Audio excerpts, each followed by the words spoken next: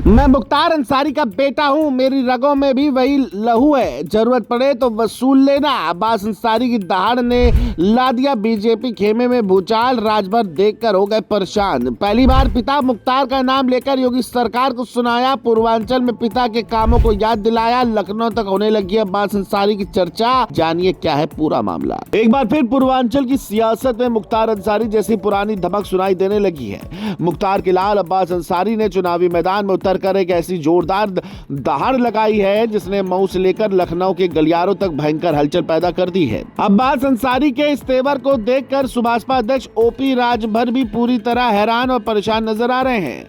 असल में अब्बास अंसारी ने जिस तीखे अंदाज में मंच से योगी सरकार को घेरा है और धर्म जाति के नाम पर राजनीति करने वाले नेताओं की पूरी कुंडली खोल कर रख दी है, उसने पूर्वांचल का सियासी तापमान 7वें आसमान पर पहुंचा दिया है। अब्बास के भीतर बिल्कुल वही पुराने तेवर और वही अंदाज लौट आया है जो कभी मुख्तार अंसारी की पहचान हुआ करता था।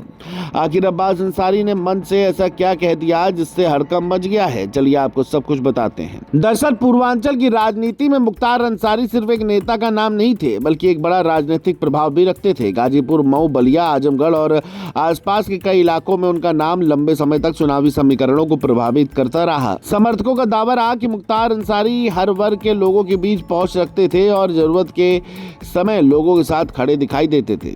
यही वजह है कि आज भी उनके समर्थकों का एक बड़ा वर्ग मौजूद है। अब्बास अंसारी ने अपने भाषण में इसी विरासत को याद दिलाने की कोशिश की। उन्होंने कहा कि उनके पिता आज भले मौजूद नहीं है, लेकिन वो खुद लोगों के सम्मान और अधिकारों की लड़ाई में पीछे नहीं हटेंगे। बता दें कि मऊ सदर विधायक अब्बास अंसारी गाजीपुर के पड़ेनिया गाँव में आयोजित कारगिल शहीद रामदुलार यादव की पुण्यतिथि कार्यक्रम में जब अब्बास मंच पर पहुंचे तो लोगों को लगा कि वो सिर्फ श्रद्धांजलि देने आए हैं, लेकिन कुछ ही मिनटों बाद उनके भाषण ने पूरे राजनीतिक माहौल का तापमान बढ़ा दिया। मन से अब्बास ने कहा, मैं उसी मुख्तार अंसारी का बेटा हूं, मेरी रगों में जो लहू है वो आपकी अमानत है, जरूरत पड़े तो वसूल लेना। बस यही एक लाइन पूरे पूर्वांचल की राजनीति में चर्चा का विषय बन गई। गांव से लेकर शहर तक और गाजीपुर से लेकर लखनऊ तक इस बयान की इस गूंज सुनाई देने लगी।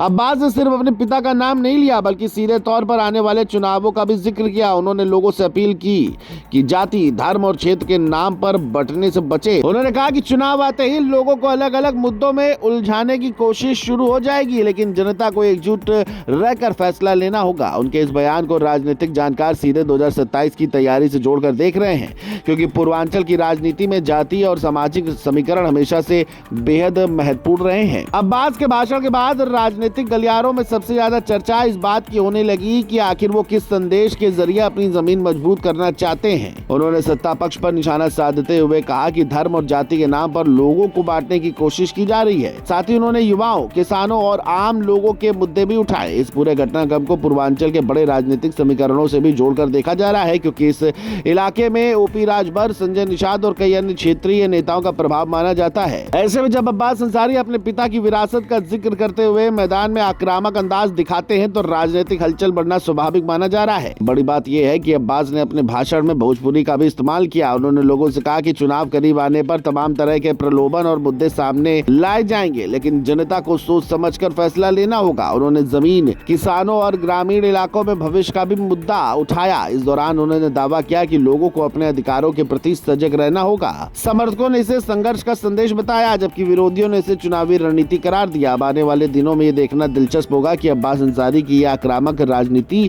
पूर्वांचल की सियासत में कितना असर छोड़ पाती है और विरोधी दल इसका क्या जवाब देते हैं।